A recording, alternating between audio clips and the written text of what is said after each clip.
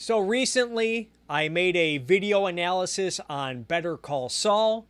And during the analysis, or in the comment section on the analysis, someone requested that I take a look at this video. And I do want to issue a warning. There might be spoilers. I will try not to spoil anything, but to be safe, if you don't want anything spoiled for you, then now might be a good time to pause the video and get the hell out. This is a video from the YouTube channel The Take, which, as you can see, has 1.4 million subscribers. This video was put up in April of 2018, has almost 2 million views. I'm only going to look at a little bit of it, only a few minutes, but let's check this out. Actually scarier than the old-fashioned ways. So, alrighty, notice what they're doing here. Rational actor in a free market.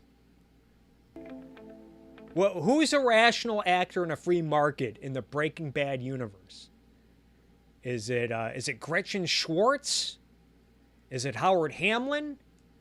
Is it the guy that runs the car wash? Who is it? Who's this rational actor in the free market? I need 200 pounds per week to make this economically viable. In Gus's mind, meth is a commodity. Yeah, so I guess it's Gus Fring. He's acting on a free market here. No different from the chicken he sells. He discusses his operation only in the vocabulary of business. How much product do you have on hand? Que siempre y conduce negocios con ciertos proveedores. I don't believe fear to be an effective motivator. Should probably speed this up a little bit to avoid detection.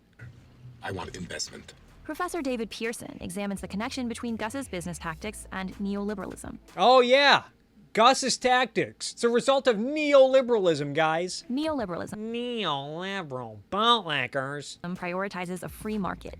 Prioritizes a free market. The idea is that the less involvement the government has in the market, the better it is for the economy and for the consumer.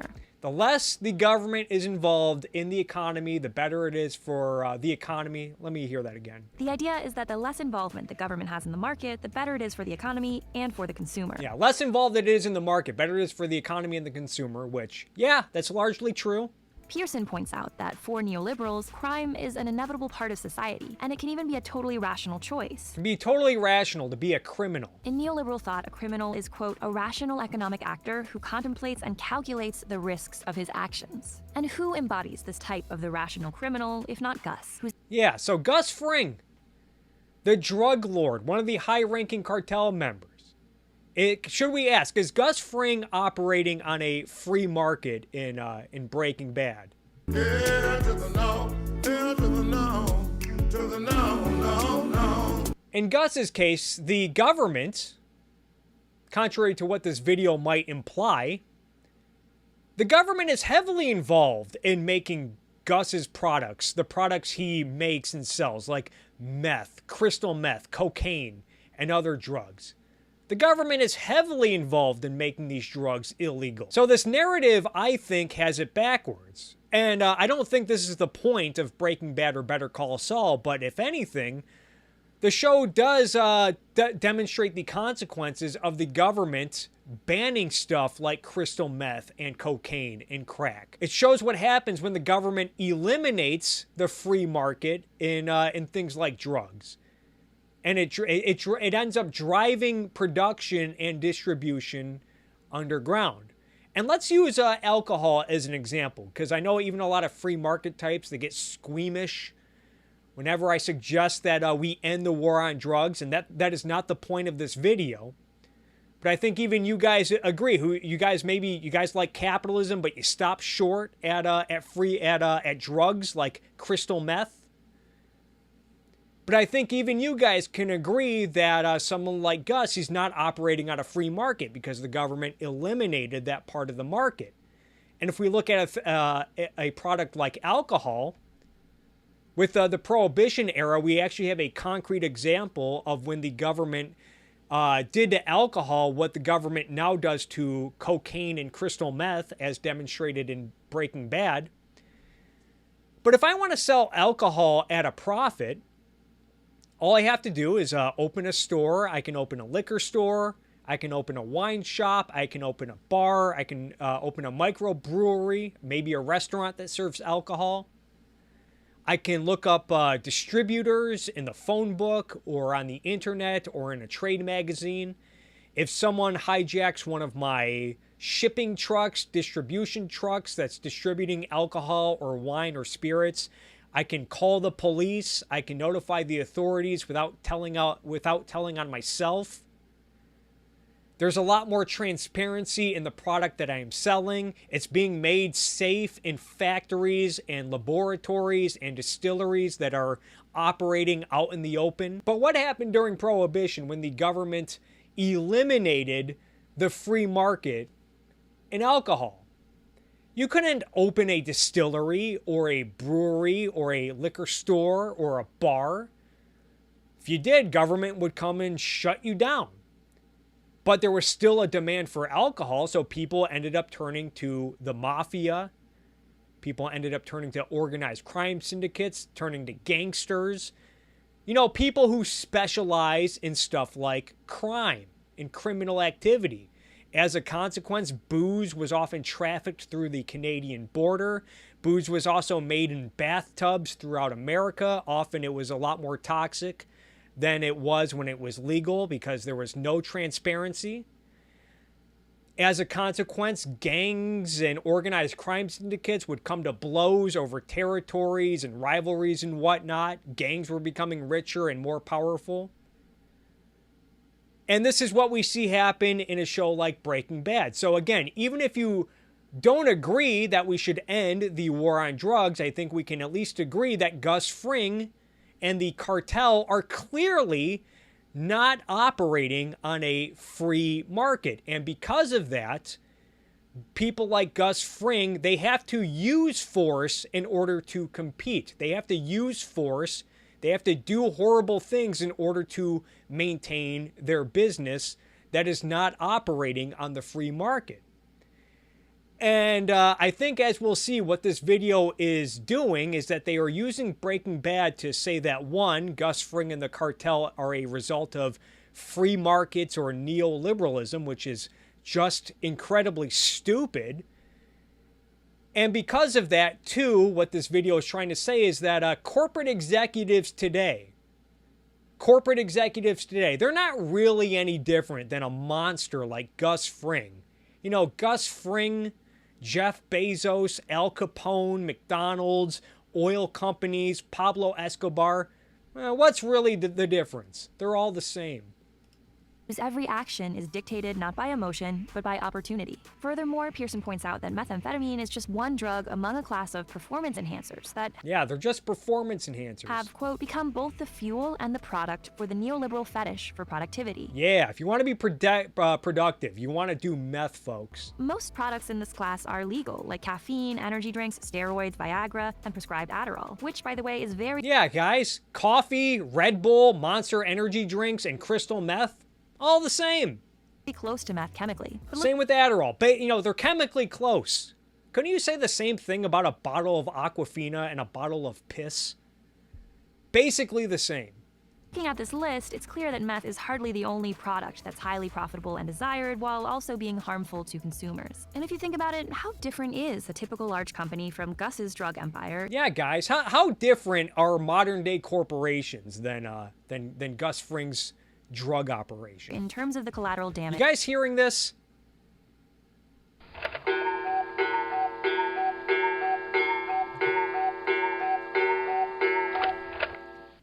It causes. Even if most major global corporations don't trade drugs that directly kill people, many cut corners in ways that damage lives and the planet. Notice how some of these headlines, they're like about alleged stories. It's basic. And court cases that haven't been solved yet. Simple money laundering, and HSBC had its hand right in the middle of it. Drug cartels themselves said, in their own words, it is the place to bank. Look at it this way. Gus sells two things. One is a popular consumer product that's targeted at low-income populations and with long-term consumption can contribute to disease and death. The other is methamphetamine. Yeah, guys, you hear that? Fried chicken, a chicken sandwich at a fast food restaurant, and crystal meth. What's the difference? One taste, and you will know. Like if someone offered you like a piece of fried chicken from a place like KFC, you might say no, but you wouldn't. But you wouldn't. It'd be a lot different if someone offered you a meth pipe. So through Gus, the show communicates that if the first priority is always profit, consumer well-being will come second. I mean, isn't this just an insult to people who might get addicted to crystal meth? As if to say like, oh, getting off of crystal meth and going on a diet, we're kind of similar, right? And so will employee well-being for that matter. By showing us this fearsome drug dealer businessman, Breaking Bad points out that the ruthlessness, immorality, and harm we tend to associate with crime are less connected to the drugs part than to the business part of Gus's operation. Pollos hermanos or something delicious is always cooking. Yeah, the corporate mindset. That's what really created Gus Fring. So with Gus, Breaking Bad shows the dangers of the capitalist model, which Yes, the dangers of the capitalist model. It's capitalism that created the drug cartels in Breaking Bad. does undeniably, like Gus, appear so attractive for a while. Some argue that Gus's inspiration for building his drug empire was to avenge the death of his partner, Maximino. Now, in all fairness, this video was put up in 2018. I think this predates Season 5 of Better Call Saul and Season 6 of Better Call Saul, where it's made much more explicit that this is exactly what motivated Gus Fring. That Gus's inspiration Some would argue. undeniably, like Gus, appear so attractive for a while. Some argue That Gus's You mean the fucking show argues? inspiration for building his drug empire was to avenge the death of his partner, Maximino. Yeah, that's what drove him ultimately, was to get revenge on Hector Salamanca and the cartel for executing his lover. Gus certainly is fixated Makes it pretty explicit when he tries to recruit Mike Ehrmantraut to be a soldier for him. on torturing the person who killed his partner, Hector Salamanca. And Gus embodies the maxim that revenge is a dish best served cold. By waiting and crafting the perfect plan, he maximizes his enemy's suffering. Don Eladio, go and Partially drives him, maybe a hatred. all dead. The cold, burning hatred deep inside Gus, this desire to settle scores that partially drives him, may be a Partially drives him. commentary on what's emotionally driving the ultra-ambitious leaders of corporations to Yeah, exactly. That's what's driving all the CEOs you see today. Like when you see Mark Cuban on Shark Tank, what's really driving him is revenge. On who? Who the fuck knows? do. This clip from the show Billions supports a similar idea. Hate is nature's most perfect energy source. It's endlessly renewable. Yet the show doesn't fully resolve the mystery of whether this controlled, festering hate causes Gus's need to succeed, or if he's already programmed to seek corporate success, and the vengeance motive is simply extra fuel. And I'm pretty sure this whole business with Los Pollos Hermanos, his fast food chain, was mainly a front to, one, traffic his drugs throughout the border without being noticed, and two, to launder money. Gus was set on selling meth before Maximino's death. Este producto es la droga del futuro. And if his only priority were vengeance, he could have had that cold satisfaction a lot earlier. He could have. Poisons all of Don Eladio's associates only when the timing is right. Yeah, only when the timing is right. Yeah, that's pretty much the case because he still needed the cartel. He still relied on the cartel to get shipments of cocaine until he could build his secret meth lab because he needed to keep that a secret. Again, this is more explicit in seasons 5 and 6 of Better Call Saul. As to he tries to keep the meth lab on the down low because he knows if the cartel finds out about it that they're going to see him as a traitor, as dishonest. So Gus Fring has to keep that all a secret. But then finally, when he gets his meth lab up and running and doesn't need the cartel anymore, then he can finally get his revenge. When he can't afford to work with them anymore because He goes as far to discourage people like Mike Ehrmantraut from going after Hector Salamanca. the cartel's animosity toward him, combined with Hank's suspicions, might result in him being found out. Thus, the primary motive in this takeover isn't revenge, It's not revenge. but growth. It's growth. The goal every I guess season 5 and season 6 of Better Call Saul. Just forget all about it. But it's not only that they get Gus Fring wrong in this whole narrative, but they also ignore the fact that we do see corporate executive types in the Breaking Bad universe who are not demonstrated, who are not displayed as monsters like Gus Fring. We see this in Breaking Bad with Gretchen and Elliot Schwartz, the heads of Gray Matter Technologies, who, while not perfect, you can say they definitely lie at the end about Walter White's involvement with the company, and they also kind of take pity on Walter White when they don't have to. But they're definitely not demonstrated as monsters like a Gus Fring or a Walter White or a Saul Goodman. Vince Gilligan even said so, according to this article from Huffington Post. Gilligan said, it ends with Walter White being so nasty to Gretchen, saying, "Fuck you," and then leaves, and then she leaves tearfully. In my mind, the interesting thing here, and I always kind of hate to nail it down so explicitly, but let's put it this way. Most viewers of Breaking Bad assume Gretchen and Elliot are the bad guys, and they assume that Walt got ripped off by them, got ill-used by them, and I never actually saw it that way.